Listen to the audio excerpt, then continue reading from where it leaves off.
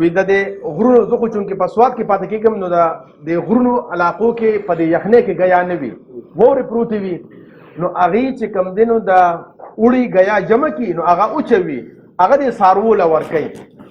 نو چې ته داسې شوي وو چې د دې سمې علاقې نه دې علاقې ته مونږ هغې سمه علاقه وایي، د دې سمې علاقې نه یو خر بوتلی و هلته خرڅ کړی و، نو هغه ګیا نه خوړه. چې ګیا نه خوړل نو سړی ډېر خفه و چې ګیا نه خوړ، نو ډېر ډاکټران پرې پوه نه شو.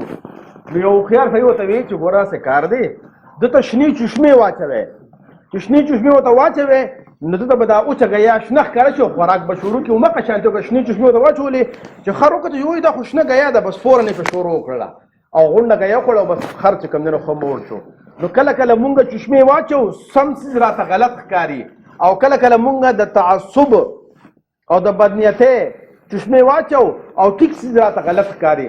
نو دویمه دا طریقه ده چې مونږ به یو څیز واورو خو په کلو زړه سره په هغې باندې به سوچ وکړو او بیا به تاسو په خپله فیصله کوئ چې دا څیز ټیک دی او که غلط دی.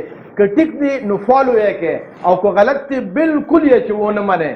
او دا یوازې دلته نه، په کور کې هم، په کلاس کې هم، په ژوند کې همدغه طریقه پکار ده چې کوم یو تاسو د چا خبره هم اورئ نو پوره اول واورئ، په هغې باندې سوچ وکړئ او پس د هغې نه فیصله وکړئ چې دا خبره ټیک ده او که ټیک نه.